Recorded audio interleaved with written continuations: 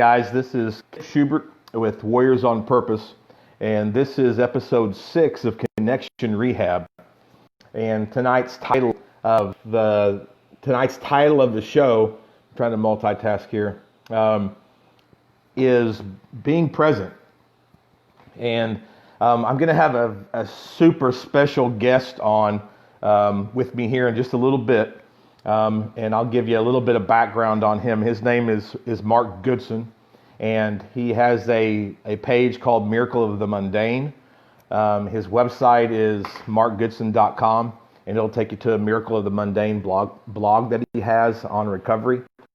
And Mark has been a friend of mine now for going on 4 years.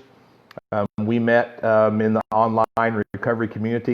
Hi, Tara. Thanks for joining in. We have just developed a bond and a kinship over the years. And he has been with me and I with him on our journey in recovery, and been able to watch each other just grow and get stronger and really just thrive in this life that we're living today. And again, it's just been an amazing journey with Mark. And so here in a second, I'm going to have him on, and again, we're going to talk about being present in our relationships, being in the moment, enjoying the little things that so often that we miss because we're so looking forward to the next big thing, or looking behind at what happened in the past that was bad. But just being present, especially with our kids. It's been cool that Mark's been with me when I was not allowed to see Camden for so long. And so he's seen me grow through that journey of not being able to see my daughter, and then being able to get her back into my life and watch that unfold for him. And I've been able to watch him with his little ones and just the amazing things that recovery gives us. If you're watching right now, in the comments, let me know where you're from, so I can give you a shout out of where you're watching from, city and state. Mark, when you get here, just give me a comment and I will get you added in. And we will get going with this episode of Connection Rehab, being present, being in the here and now, living in the moment. And it's just going to be an amazing time talking with Mark, and you guys are going to really, really enjoy this as soon as we can get him in. Let's see if I can add him in here over on the side. Where are you, Mark?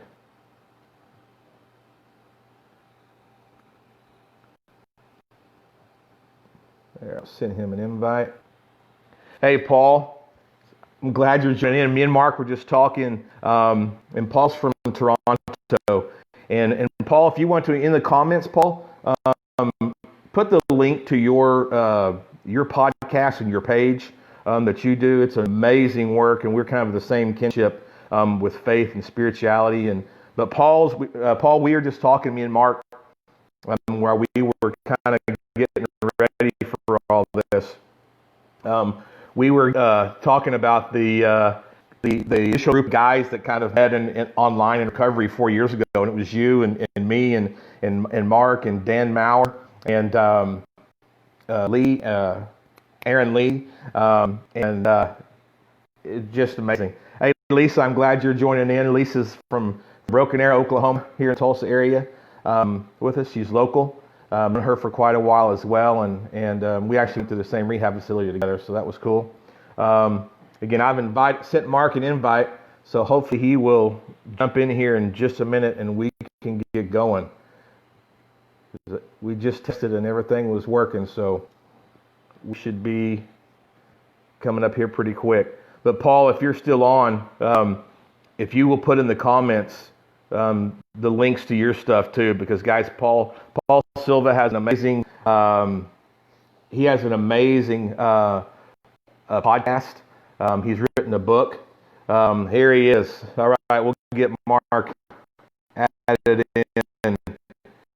So Paul, put that in the comments so people can see that, brother. And if they need some help from you, out to you. Hello. There he is, guys. Mark Goodson is in the house. What's up, world? How we doing, Kip?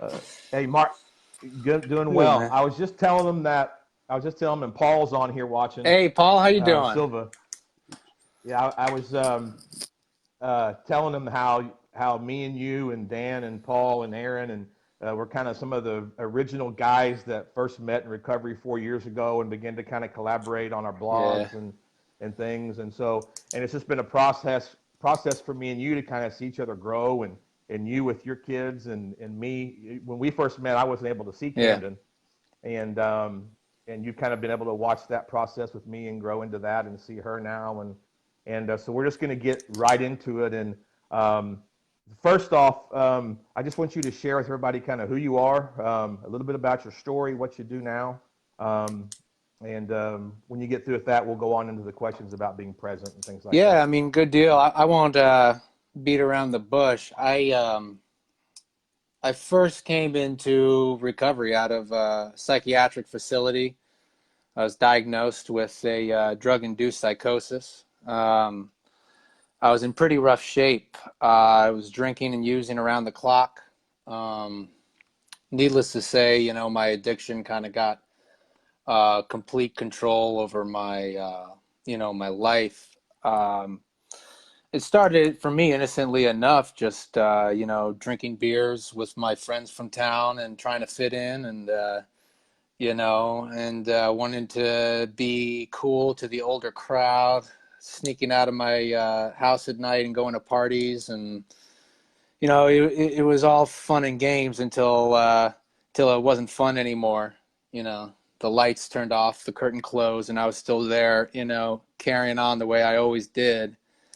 And things for me escalated when drugs entered the equation. They escalated for me pretty quickly, and I lost control of my ability to choose, whether or not I was going to have a drink or a drug. And I'd love to sit here and say that I came into recovery with open arms, wanting to change my life around. That wasn't my story. I was man, I was institutionalized, and I had the incredible fortune and the blessing to be surrounded by mentors and peers and people who kind of showed me how this thing works.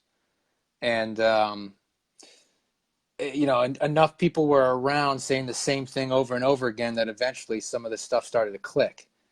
And once it clicked, for me, there was no going back. I'm a pretty all or nothing person, as a lot of us are, so it's like I kind of got into this whole recovery thing, pretty deep. I committed my life to it. I took all the suggestions people were giving me. This is probably about 8 or 9 months sober. The first month or so, like clean and sober, and especially for anybody listening who's just in that place where maybe they're listening right now because they think it might be a road they want to travel down, or maybe they're listening because they're fed up with the road they're on. But for anybody just listening, I mean, there is that first 30 days for me was really trying time. And it's something that my addiction and my alcoholism did was totally rob me of any trust and faith in myself. I was my own worst enemy, and I could tell myself things to get through the day, or to get to my next drink or to my next drug. And that is just an awful place to be, where you can't rely on yourself, just for any sort of sound thinking. So if Right. you are listening, you're in the right place, and keep surrounding yourselves with people like Kip that can deliver messages that he delivers about finding faith and higher callings in life. I mean, stick close to that, and that's what I did. I stuck close to the people who were making sense, and people that had the things that I wanted in life, were put together, and could talk about they could talk about the way I felt in ways that I was never able to put to words, and Right. I want to jump yeah. in real quick. Paul put a comment in here. Oh, He said, "All." our all or nothing is all or nothing. And you mentioned, I term it as going big or Yeah. going home. Yeah. And I used to say that a lot when I was still active in my alcoholism. Yeah. It was always go big or Yeah. go home. And I know I find it ironic maybe a little bit, but in my walk of faith and in my searching for strength in my spirituality, even today at church, and our pastor is a former addict, and um, he always says, "Do you want all of God that you can Hmm. get?" And I immediately had that mindset of yes, I want to go big or go home Yeah. with this. And so I think sometimes maybe what was our detriment or Yeah. downfall, we can turn that into a super strength and foundation to Oh, build off of. absolutely, man. I mean, I relate Um, to that and exactly. I think yeah, addicts, there we have alcoholics, whatever, however you do it, and a lot of mental health people are just, spiritually thirsty, man, like hungry for something real and connected to something greater than them. But there just is yeah, there isn't just as many places to find that nowadays. It feels like, and I find that recovery is this amazing global network of people, that are connecting and finding meaning, and living their lives to the fullest, and applying all of those skills that no right. one ever sees in them when they're using. Hey, do you remember Chris Oh, Freeman? sure. Yeah, Chris Freeman's on here. He said Hey, howdy. Chris, how we doing? Um, and I'm going to have him on as a guest here soon. And my oldest child, Haley, is on. She wrote a blog post a while back when she was getting clean off meth, Nice. and she's watching today too. So that's awesome. Yo, Haley. Um, Yes, I dabbled down meth as well. That was not a good road to go down. Speaking of roads. yeah. So as you're telling, kind of just the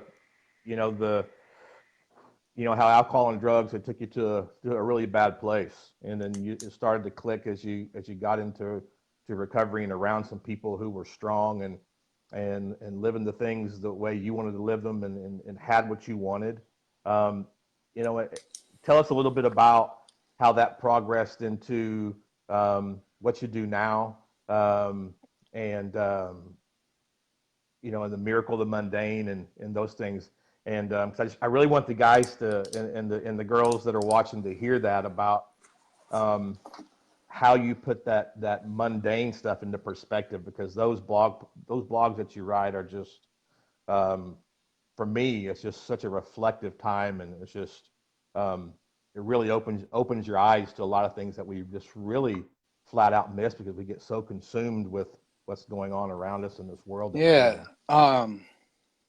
Well, thanks for bringing up, my blog and sort of my, my mission as a writer in recovery online and stuff. Well, we all are all or nothing people. We go big or go home.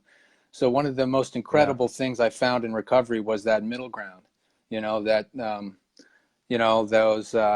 those temperate days. Those it's like when you're not either on a bender going all out, or you know recovering so you can get back on your feet, or when you're not living life in those extremes that we're accustomed to, a brand new world opens up. And I have discovered moments that have just brought me to my knees in humility and faith, man. And like I'll share one of them with you. I was scrubbing dishes for my first job in recovery, and my sister showed up and surprised me. I didn't know she was even around, and I got sober across the country. And my nephew, who I had never met, was with her, and I was probably about 3 months sober, and just sitting there and looking into the eyes of my nephew, this little, 6-month-old baby, and there was nothing chattering in my head. There was no, kind of pull or itch or tweak or there was nothing in between me and experiencing seeing my nephew for the first time. And it's like this is not just some moment where seeing my sister and being surprised. I mean, this is a miracle, and it's nothing more than simple living. I mean, it's Right.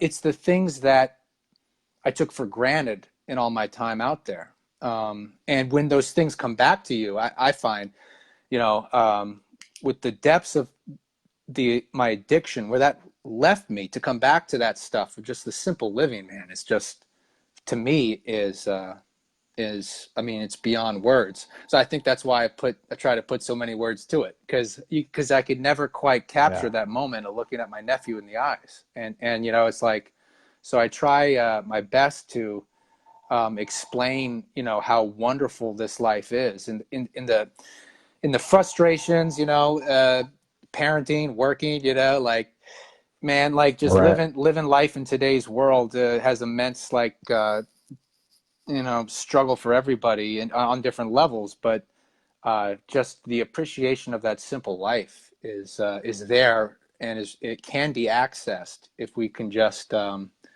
sort of you know approach it in our right mind, and clear away the Yeah. And wreckage. Mm. I just, first off, if you guys that are watching this, and when you watch it on replay or whatever, um, what he's just shared there. I mean, knowing that Mark was going to be my guest this week, and then being at Camden's horse show, um, I was thinking a lot about the simple things and being in the moment and being present. And it was so amazing to be able just to sit Yeah, there and not worry about the interaction with me and my ex-wife, not worrying about whether Camden was okay and knew I was there and if I was being the right kind of dad. And I mean, I was just able just to sit there and just be her father, be a participant, just to yeah, watch. I mean, even just the sounds and the smells and the sights and just the little yeah, things were just like popping. It was just like when you write, it was just popping off the page at me, and I was just like, man, this is yeah, amazing. This is where it's at. This is life. And if you guys that are watching this or when you watch it, if you want to have those things pop out at you, check out Mark on Miracle of the Mundane. It's markgoodson.com, and check out his page on Facebook, Miracle of the Mundane. I mean, he will put in words things that we miss so often every single day, and just blows it up in your mind, and you're like, wow.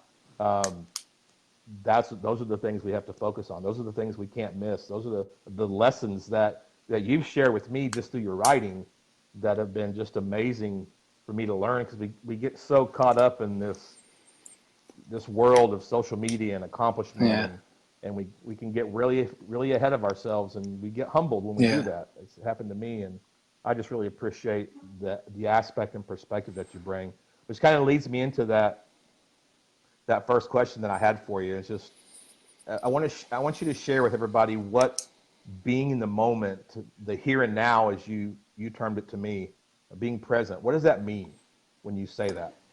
yeah. I was just yesterday. I was sitting on my bed, and I had finished like a good deal of stuff that day, and it was probably like 4:30, and it was my first real downtime of the day. So obviously I take out my phone. I want to see what's happening. I just want to break. And my Right. daughter is 4, so I'm sitting there. I'm sort of like leaning off the bed, and I'm scrolling through. I think I was on Twitter, and just scrolling, and my daughter comes up, and she's got this little this small little keyboard, and she said, like, listen to this song, you know and she just starts, monkey fisting these keys, about to break the thing, and she's like, isn't that pretty? And it's just like, man, it's like, she's like, you want to hear another, you know and it's like, whatever is going on in the world or on my phone or whatever break I need, it's like, she is the break I need, man. Like, that's where I need to find some peace, because it's like, that's like the most gratifying place I need to go is right in my own backyard, right in my own home, my dinner table, and it's so Absolutely. hard though, because I get, like you mentioned,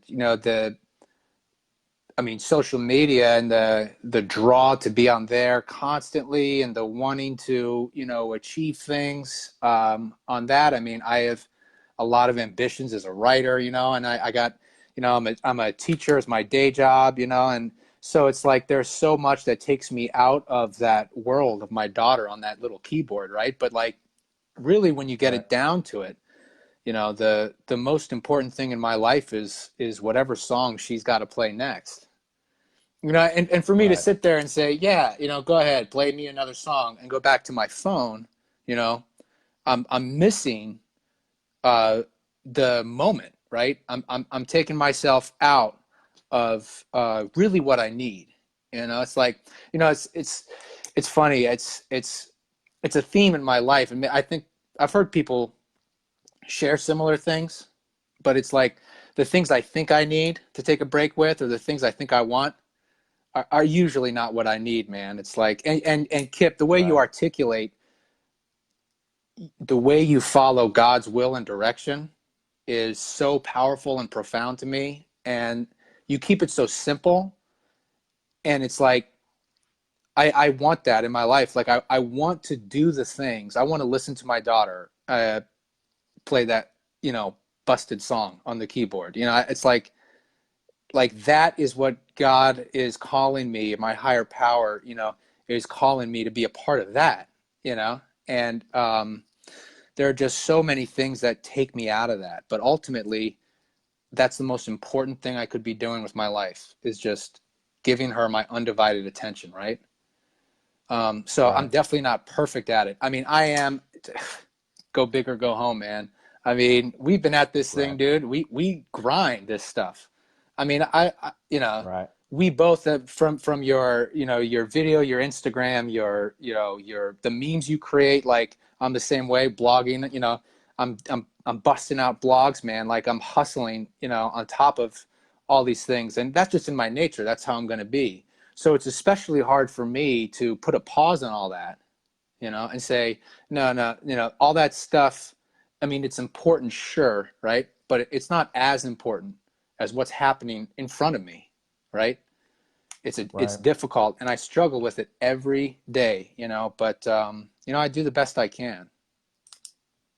And I think and it's a good point you bring up, that just because we talk about that or share about certain things, like me with my faith and you with being present, um, in no way, shape, or form does that mean that we don't struggle with those areas and that we're somehow perfect in that at Yeah. all.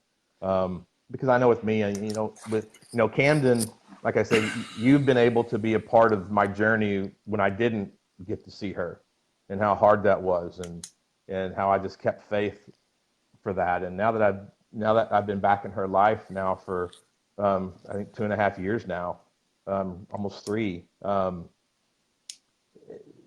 You know, just being present in those things that I always missed Mm. before, with her, um, is something I really strive to do, because it's so often I was always worried about, like you said, okay, great, when she was littler, that's a great song. I was trying to figure out who was going to come over and Mm. babysit so I could get back to the bar.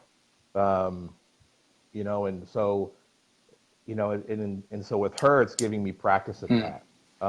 My older kids, my boys, um, I've always been with them since they were born, and so it was easy for me to connect back with them, in recovery too. And my oldest boy, it took him a little bit. My youngest one he's kind of stuck with me, and Blake did too, my oldest, but he just took him some time to kind of process the whole um, alcohol thing and the recovery Yeah. thing, and because I would use him as a sounding board when I would get really drunk, Mm. or be on a really big binge. I would call him over and cry to him, and he was there for me and saw me in some pretty bad spots where he didn't think I was going to wake up or not, and so he was kind of the catalyst that started my family actually knowing what was going on, so they could step in and start trying to Mm. help me. But with my oldest, I didn't grow up, or she didn't grow up with me, and so we don't have that same bond because of the time spent in her early life, and so it's been difficult um, for me to connect with her and to be present with her, and it's something that I really struggle with her, and even there's even guilt there a lot sometimes because it's easy for me to do it with Cam because I've always been with her, except for the time that I wasn't allowed to be, and with Haley, I wasn't a part of her life until she was double digits Hmm. in age, and so.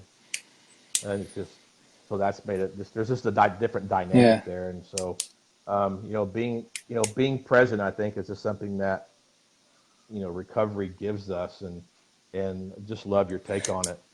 When we were talking earlier this week, you mentioned there's um, the things that distract you, and you've kind of already touched on that, but talk about maybe share with us some of the things that distract you the most and can get you out of the Yeah. moment, and then the ways that you kind of stay in close attention with your kids, especially with your Yeah. family. How do you battle those distractions, and what do you do to overcome them? Okay. I just, man, 4 years ago when we first met, and I started reading your stuff and hearing your story and knowing everything you've been through to get your daughter back. Just talk about being in the moment, man. It's just like your journey is so inspiring, Kip, man. It's like there was that early blog post. I think it was called like "Drinking Away My Biggest Gift." It was something of that nature, and it was, Or is a drink my biggest regret, or but something like it's that? just like I drank away. what? Yeah, Look at where we are, man. Isn't yeah, it wild? And I feel like yeah, when you're on social media and you're commenting, and I followed your story closely, and it was just like, but you never get just to sit here, man, and look at you and say like, holy crap. I mean, yeah. we are so blessed, man, to be in recovery and to be having conversations like this, but the question though about what distracts me, it's like, man, just because I'm clean and sober and I haven't had a drink or a drug in 11 years, I never quit finding my next fix. I just, it's like, it could be, you know, it could be writing, it could be doing things around the house. Lately, it's been a lot of stuff like with my hands, like around the house, trying to improve the homestead. But it's just like whatever new thing I get hooked on, I just obsess about, man. I have trouble. I have a lot of trouble not finishing something I start. I have a lot of trouble letting go, which is a recovery term because we have to let go. So I find time management is incredibly important. I find I understand my nature enough to know that, and I was on a walk with my sponsor, and he told me um, he gave me the most relief I have had in a long time when he said, maybe it's God's will that you're this busy. He said that. I said, oh, because I can't imagine not trying to do 1,000 things at once. You know what I mean? And it's like, so to imagine that that's what God's will is for me is a relief. But The words that I want. Hey, the word says that in God's one of His promises is that He works all things to our good. all things. So if you're going to be go big or go home, He's going to use that to your Oh man, advantage. I And hope so, dude, because I have a lot of trouble, trying to do less. But yeah, so it's time management. It's about, okay, if I need to get a certain list of things done tomorrow, I better make sure that before I start those things or after I start those things, I'm spending some quality time with my kids. I better make sure I'm doing everything, giving my wife everything she needs, to get out the door in the morning or to do the things she does. I have to put those things first. I have to lay down my priorities, right, for you're what's right. best in the house. And man, I still like I do my best. It's obviously not perfect, but time management and saying, okay, you know, in the morning I'm going to wake up and do this, and then all afternoon, you know, I got to disconnect, you know, and I got to just be there. I got to just be in the house. Whatever needs to be done, I'll do it, man. You know, whatever my kids want to do, I'll do it. I'll help them do it. And I need to set aside those times purposefully, you know, because if not, I can just go all day and get so consumed with all the things I think I need to do, and I would never look back, and I would drive myself crazy. I mean, I've done it before, you know. I drive myself clinically insane. I mean, it's not like it's a Right. fact. I mean, there's no doubt about it. So unless I'm purposeful about carving out that time, you know, it's not going to happen. Right. It's just not going to happen. And Is that one of the reasons why you kind of gave up the football coaching yeah, gig? absolutely. I was so Yeah. I was it was I couldn't separate it anymore. I got so consumed and so involved. And I remember one time it was during the season, maybe it was even preseason, and my wife was talking to me and asking me questions, and she asked me something, you know, like, you know, what do you want for dinner tonight, let's say. And I Right. answered by saying, yeah, gun read a week, Irene hot, which is a football play. And my wife said, what the hell is that? I said, oh, because the entire time she was talking, I was thinking of X's and O's, right? And, Right. you know, who's going to be in the game when we run this play and how it's going to go.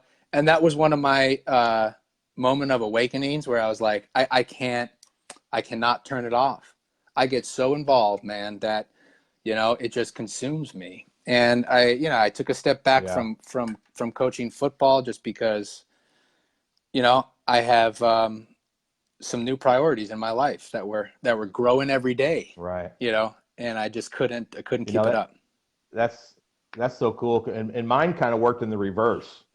You know, I mean, I had played soccer my whole life, and then in college, and then professionally, and then um, got into coaching and was coaching club and high school. And of course, it takes so much of your Yeah. time and effort. And when I went through my divorce and things started to get really bad, my drinking and coaching just didn't coexist. Mm. Um, and so, I did the honorable thing at the time in my thoughts. That's how I convinced myself that I was being honorable and stepping away because I couldn't give it the attention that it needed. And really, it was just me fooling myself so I could have more time to go Mm. drink. And so, but when I got into, I was out of soccer for, well, I want to say like maybe 7 years, Mm. maybe. And I didn't ever plan to go Mm. back. But I got into recovery and then, moved back home to Tulsa and, you know, started to put my life back together and started to teach again. And we had met and I wasn't coaching, just Yeah. teaching. And all of a sudden it's like this job comes open and it was at a place where they haven't ever won historically and since they started high school soccer here in Oklahoma. And I was like, why do I want to go take that job? You know, number one, my ego was telling me that's beneath you, Mm. and two, you're done with that. It's a different, But for me, I went ahead and because I was talking to my pastor and talking with Cindy, and I was like, what do I do? And they were both saying, we can't tell you what to do. You've got to listen to God's voice on that one. And Cindy just looked at me and she said, if you want to grow, you've got to become uncomfortable. Mm. And I was just like, yeah, God dang Mm. it. Why did you have to say that? And so I took the job and it was an eye opener for me in the fact that it really brought me into a sense of Mm. purpose for me. Because now I could go back into that profession and yes, it's time consuming and I don't think it's near like football. I know how our coaches are at Sapulpa and it just when football season starts to when it's over, it's just 7 days a week, eat, breathe, and live Mm. it. And soccer's a little less time consuming, but for me, it was like I could go back into that, and I could be in those moments as I went Yeah. through it, and it had nothing to do with Kip anymore. It had nothing to do with how many wins how I could get under my belt, how many all-state coaching awards I could receive, or anything Yeah. like that. I knew that it was for me to go in and impact those kids so that they would have some tools later on to be great fathers and sons and husbands and all Mm. that stuff. And by having that perspective, I was able to go in and do my best coaching job that I've ever Mm. done, simply because my focus was where it's supposed to be. And I knew what my purpose was. My purpose wasn't to win games for Kip and to make Kip Mm. look good. I mean, my purpose was to guide those young boys. It was to be the Sherpa. Oh Remember yeah, that yeah, from yeah. your one of your articles That's that you right. wrote, man. The Sherpa never gets the And credit, so but it he's been at the summit a few times himself, right? and it was even a good lesson for me too. After that, we had more success that first year, my first year there, than they had had in over a Mm. decade. And so that was great. But the heart, but what tripped me up was all that success um, started me thinking about Kip Yeah. again.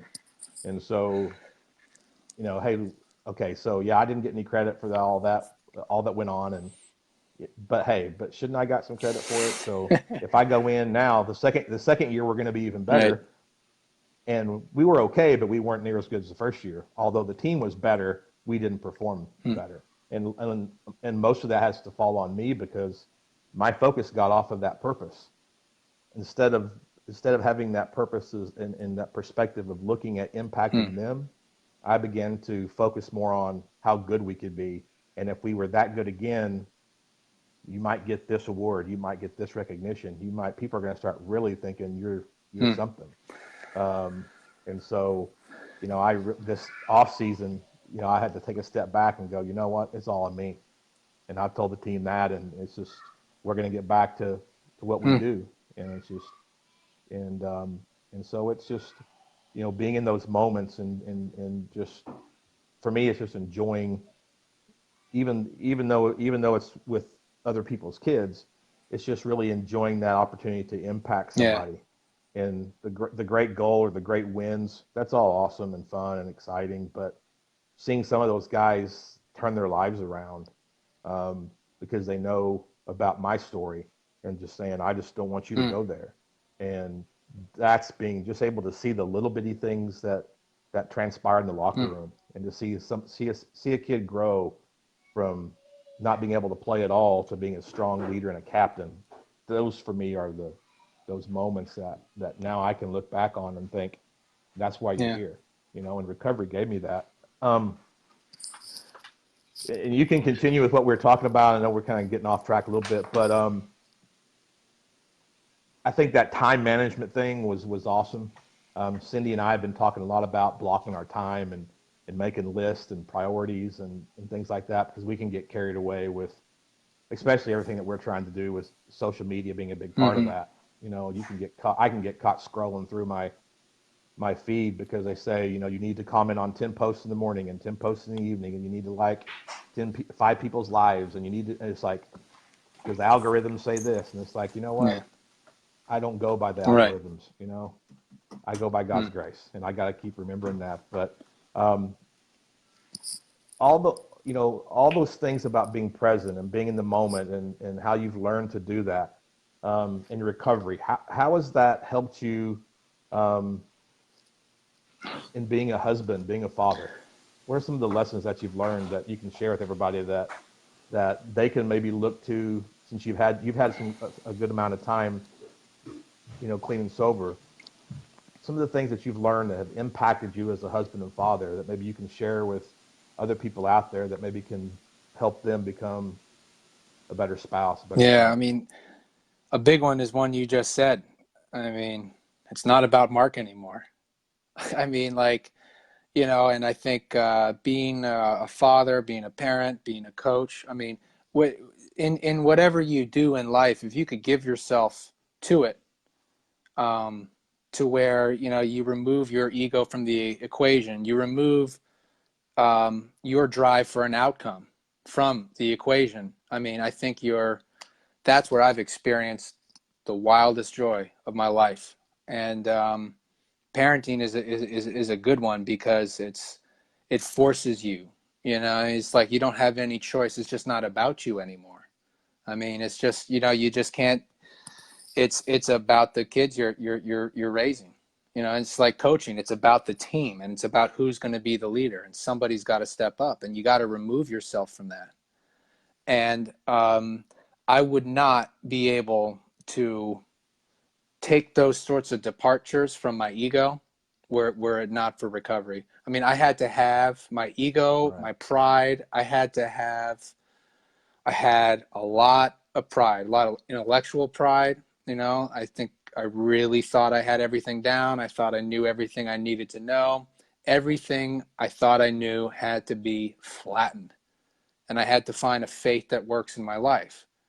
Um, I couldn't go on living for myself only. I had done that for as long as I possibly could. I damn near died, thinking that I am the end all be all of the world. And I'm not being dramatic. So coming back from an episode, coming back from a psychosis, a bottoming out experience, I had to believe in something. There had to be a reason. And, I think finding a faith in my life, finding, a higher power, a God, a system of, belief, a way to worship. I mean, you can somehow to pray and meditate. There's so many roads to that sort of higher plane, right? But it's like, as long as you're taking a road, man, you can, I think we're all going to the same place eventually. I just being able to live like a faith first existence, um, has been the key in everything I do.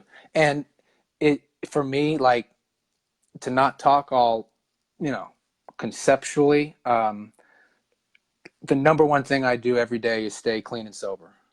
I mean, I've had some very shitty days. And the only thing that I could put in the win column is that I didn't take a drink or a drug. And when you wake up the next day and you look back on it, it's like, that's a pretty big win. So if I don't start with my priorities with that simple notion of I need to be clean, I need to be sober, to do any of the things I want with my life, that's where, my faith begins. Like, I truly believe that my God does not want me to ever take a drink or a drug again. And, for saying that, I mean, he doesn't want me to take a drink or a drug tonight is all I need to really worry about.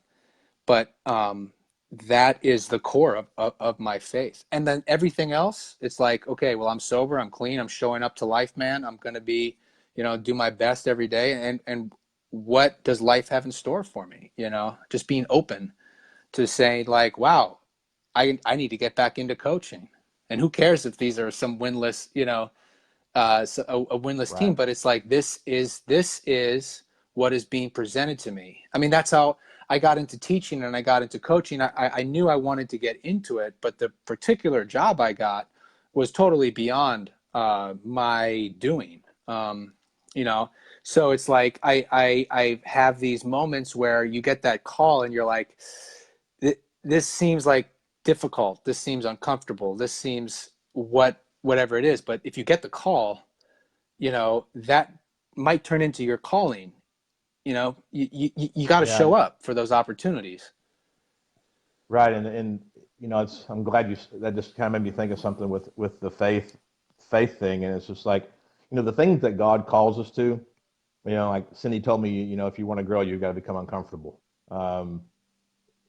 The things that he calls us to that require faith, if they were simple and easy and things that we could all see and touch and feel before we even Mm. did them, then that doesn't require any faith. Mm. And so, and really from God, all he wants from us is just a measure of Mm. faith. He wants us to believe. And I mean, and I'm going to share this because I heard this morning in church from our pastor, and it's just that, that everything that everything that we think that we need, God's already given to us. He's already done it. It's the fact that we need to believe that he's done it and then go after it. and go after it with all that we can get. We got to want that as bad as we want to breathe. And he was talking about, do you want those things in your life that you're asking God for as bad as you want to get on social media and scroll through it? Even something as simple as that. And you're right. I think, and I know that's where we begin to develop that bond too. Not just that we are in recovery, but it's that faith thing that we are both seeking after and things. And it's just that has been so key for me in my recovery, to where when I'm seeking that first, and for me at my point in my life, I don't even think about my old life. I mean, to me, alcohol is not even in the equation anymore if I'm doing that. And some people interpret that and they'll be like, well, if, you can't be cured, it's a disease. And I'm not going to get into all that, because that's people can go so many different ways with that. But with my faith, I know what God says about me and who he's called me to be. And I know that I'm the greatest miracle in the world, just like you are. And so that's who I am, and I'm not who I used to be. And so now I can go after the things that I know that God's called me for, without looking back or getting tripped up on some of those things in the past. And, I just think that sometimes people struggle with that faith thing. And I do think a lot of it is our ego still, the God of our understanding. And I think that's a true statement. But do people twist that sometimes and try to put God into their own box, if you think, and if that's what they're doing, so it can kind of appease, their wants and desires for who they want God to be, then they're not going to find who God is, because God doesn't conform to what you want him to be. He is who he is today, yesterday, and forever. And so you may seek him however you want to seek him, and he's going to enlighten your understanding the way he's going to enlighten it. But I think sometimes that people have to be careful with that. And I think they run into a roadblock sometimes with their faith. And I know for me, my faith moment was the key for me. Kind of like you said, your faith comes first when you're talking about your recovery. And even though we may go about it a little bit different, I mean, it's just been that was a game changer for me with recovery. Was putting God into that, for me. And it's just, he's shown me that he's has so much more for me than what I had before. And even what we've been through with Cindy's cancer, that she had a couple years ago, that was supposed to kill her, it was incurable, and now it's gone. There's just things in my life that just keep happening that I'm like going, yeah, you don't have to convince me anymore. I knew before. So, Yeah, it's just staying. It's like continually reminding ourselves of what has happened, right? It's like, I love the phrase "keep it green" in recovery. It's like, I got to go back to those first days and those first moments, where, I held my nephew, or, or I first saw the leaves blowing in the trees and was just dropped in awe. It's like, I need to go back. Those moments are as alive and fresh as they were 10 years ago, but it's just me who's outgrowing them. I need to continually go back and realize that that's happening right now. It's happening for other people. Right. People are having all these great realizations and stuff. And man, if I can't, stay on the beam and realize that this is God's world that I'm living in, it's like, it's my fault, no one else's. Right. Absolutely, man. And I didn't mean to cut you off, but anything else that you want to share with everybody watching, and there'd be a lot of people that watch this in a replay too, but just some, maybe what's your nugget of wisdom that you've got from recovery? Don't ask me for a nugget. I can't, man. Come on, I'm not a fortune cookie. Oh, I don't know. How about a list? A list? Jeez, is that what they say, right? Like 15 posts by 12 and write a list. Oh Yeah. God, I don't know. Well, I mean, what are some top? I mean, if you, let's do it this way: if you met somebody, begin talking with somebody in recovery, and maybe they only have a short time in recovery, maybe they've had a long time and they've relapsed and they keep going back and forth and in and out, and they're just having a hard time getting it. um, what are some of the things that you would tell them from your experiences that maybe could help them? Yeah.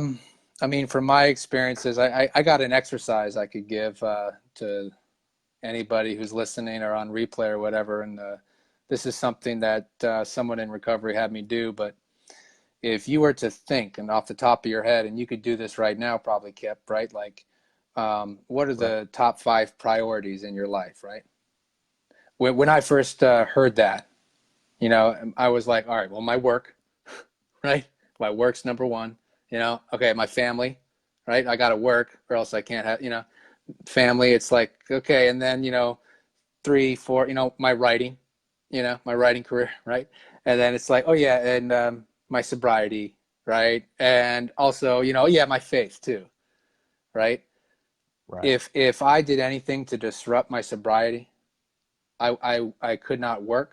I could not be a father to my kids. I could not be the writer that I am. I could not have anything. If I don't put my recovery first, I lose everything on that list. And anytime where I start thinking that these other things are more important, you know, because I mean, we're talking about being in the moment. And for everybody listening, there has been plenty of times where my mind is going in awful places. Being at home is not the right place for me right now. I need to go to a meeting. I need to go out and read some, literature. I need to call somebody, and work with. It's like, if I don't, this is just me and my journey, man, but if I don't keep my recovery as a top priority, which includes the faith and everything we're talking about, man, I lose everything on that list.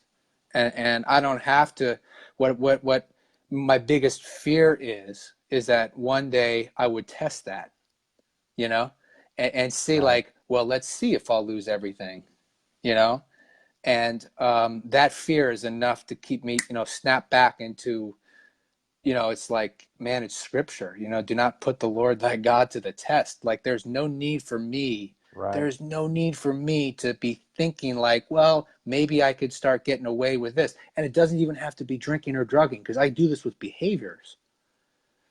I Right. don't, when I start keeping secrets, or I start doing things that I don't, that I can't communicate to other people, or I start kind of compartmentalizing my life, and people see this side of me, and all of that stuff is the road to the drink, man. It's all that stuff is relapse to me. It's just a matter of if I'm willing to keep going down that road till I get there, you know? Right. So how was that? Was that a I nugget? think that was awesome, and I love that priority list. And the thing I think a lot of people get tripped up by this, and maybe even turned off to it in recovery, and the arguments and the disagreements happen, and that's the thing that breaks my heart in recovery, especially being involved in all this social media stuff, is just sometimes seeing the Hmm. disunity, if that's even a word. Mm-hmm. My English You major got a word friend. there. That's a Um, word, all right. um, uh, because it's just, even like you and I, we may say things differently, but I think at the end of the day, we're still coming at the same, going down the same basic Mm-hmm. path, you know, because priorities for me, I list them as God first, my wife second, my kids third, and then everything after that. But that's not saying that, if someone heard me say that, they say, well, your recovery wasn't number one. For me, if I keep all those things in the right order, then my recovery stays number Mm. one. And that's how I look at it. And so if somebody's listening to this and they heard us talk about like that, they might say, well, he does, what I'm Yeah. saying? They could kind of get, well, that's not right. Yeah. Or, I think a lot of the times we don't take the time to actually listen, Yeah. and we just hear somebody say something, or we see a comment. And of course, when you see a comment on Facebook or Twitter or Instagram or whatever, you don't know the person's context behind, in their even their tone of voice when they're saying with Yeah. those things. And so, it just, I think sometimes we get off on these, rabbit trails with certain things that, people try to I mean, they try to twist things into certain things with you in recovery and something like that. But if people will just put all that Yep. aside, and know that we're on the same Yeah. team, and just listen, just being able to listen to you talk. I mean, we've communicated through emails and text and things like that and on social media, but never like Right. this, Yeah. you know? And it's been absolutely amazing just to hear you Yeah. talk, Likewise, because brother. it brings so much more clarity to everything I know about you Yeah. already. And, but just to hear those things and realize that, he's listen to what he's saying, Kip, because he's not saying anything that's that much different than what you Mm. say. It's just coming about it from his Yeah. path, that he's on, and that's just something that if we can do that as a recovery community, and we can bring that to people who are struggling and needing the help that we Yeah. got, we're going to be able to help all Mm. people, and there'll be people that can connect with you. There'll be people that can connect with me. There'll be people that can connect with Chris Freeman. He put on here, we're the OG sober commanders from the sober That's verse. right. The sober verse. So, so that's the first time I'm an OG, I think. Congratulations. I'm certain But I've never been called an and it, OG before, so that's good. that's probably a good thing. And just and listening to Paul's stuff that's on here, listening. I mean, it's just, and the other people that have chimed in on. You can go back through when we watch. You can go back through and watch this and comment on the comment and reply to the people's comments on Really? here. Oh God. But it's because we've got a lot of people saying some Oh, good cool. things. I'll take a But look. if we just bring so much diversity if we're unified, because we're all after the same thing and we're all going towards the same Yeah. goal. We're just running in our Yeah. lane, and there's going to be people that need to run in the same lane that we're running in, that need to hear it the way you Yeah. say it. They need to get on Miracle the Mundane and start reading that and subscribe to your blog so they can get that stuff in their email inbox, and because that can just uplift them and open their eyes to the little things that a lot of times we miss and take for granted because we get so caught up in our jobs and probably even in some people just staying Yeah. sober. Yeah.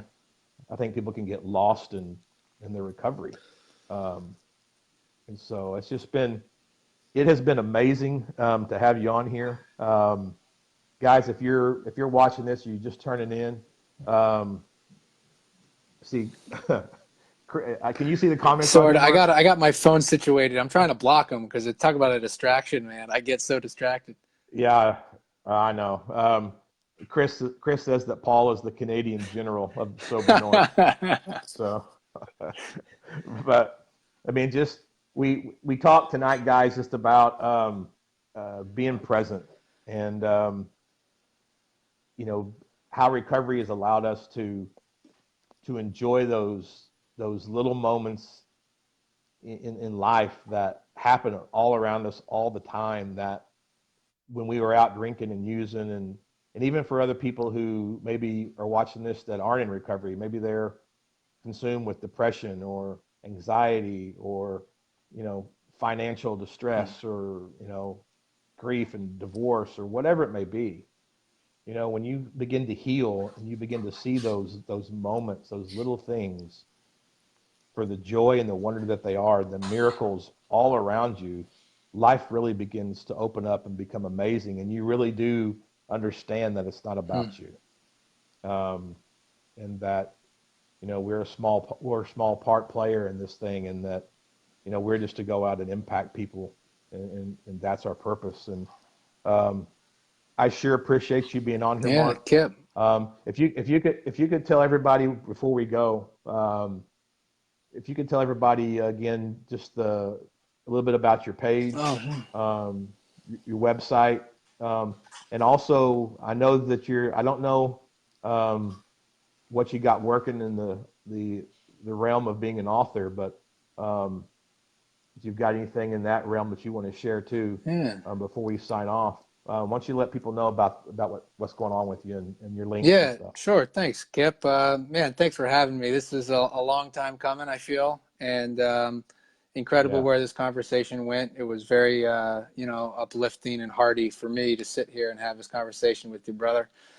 And I thought of my nugget too while you were sharing your thing. So I'll end with the nugget. All right. But yeah, Awesome. my website is just my name. It's markgoodson.com. You can search for The Miracle of the Mundane. and I blog about the ordinary that is extraordinary. And yeah, I'm working on. I got a novel that I'm trying to get published, and some other things. There's a way to subscribe to the blog if you would like. It's free. I don't use advertisements, and you put in your email address and it comes into your email, or you could follow me on Twitter at Man in Recovery. You can get to me on Facebook on the Miracle of the Mundane as well. Lots of ways to sort of follow the journey. And the nugget. All right, Kip. Yeah. You're talking about the way like you have a different priority list, and that's okay, right? And it's so true. Right. We've got to work out for ourselves how this thing is going to look. But there's somebody out there, especially if you're new in whatever you're struggling with, like Kip mentioned, if you're new, there's somebody out there who's going to be saying things that strike a chord, right? That ring a bell. So follow the people that are making sense to you. Don't follow the people that piss you off. Don't follow the people that disagree. Follow the people that you have a like-minded view about religion with, spirituality with, life. The nugget is make sure you are comparing in and not comparing out. Find the similarities Ah, that you share in people's I'm going to stories. write that down. Find the similarities that you share with other people as they share their story, and quit looking for the differences. Because what happens for people who are struggling, I think, is they say, well, I didn't go through that, so what he's saying is not for me. Don't be thinking about that. Think about what you share with that person, right? Because if you focus on that, you'll That's find a good. common solution instead of living in a problem, right? Yeah, that's a There's the nugget. nugget. I'm gonna write that down to make sure we get that out. Hey, People hey, know that go big or go home. I didn't that's come here. right. I didn't And come here to not produce the nugget in the clutch. All right. that's that's right. You had the walk off grand slam right there. Uh, And I hope people get that, man, because that's something, in our digital world, and even in the coaching and teaching profession. And I think even as a parent, um, even the little things with my daughter, you know, it's like sometimes I get caught comparing myself to my ex and her boyfriend, and it's just, and that's just all noise, yeah, you know, it's all useless noise. yeah. And if we would just see the similarities, and like you just said, comparing in, and that just allows us to take all the good parts from everybody that's Mm, around us and put it together, and that's pretty powerful, instead of all the negative parts that tear us down. And I know I tell my kids all the time, it's who you're with and where you're at. mm, It really determines the elevation of your life. And if you can tell me your five closest friends, then I can look at them and tell you the direction you're mm. headed. And I just think that's just real important with these people, especially if they're early in recovery, um, is to follow those people that have what they Mm, want, um, and don't compare yourself mm. to them, because they're not you and you're not them. You're unique in your own rights, but just I think one of the little nuggets that I got when I left recovery, my counselor told me to, because I was having a hard time with some of the 12-step method, um, and it's just, I was raised in church and a pastor's kid and all that, um, and I mean, there was some of it I just wasn't taken, I guess, and some of the things that they were talking about just didn't, I don't know, just didn't set well with me, I guess. And she told me, as you leave here and get into your home group back where you are, and attend your meetings and do all those things. She said, take what works for you and scrap the Mm. rest, and don't worry about that. Don't get caught up. And that's kind of seeing that. And again, almost the same way. That's almost the same thing you were saying, just in a Yeah, different way. yeah. Take what works and leave the rest. Don't get tripped up on the things that you don't agree with, because then you'll get stuck Right. there, and that's not where you Yeah. need to be. So Man, it's just been amazing having you on. Um, we're going to do this again. This has been Sounds really good. cool. Um, and guys, you guys that are watching, please check out Mark's blog at markgoodson.com, The Miracle of the Mundane. He's got some great blog posts on there.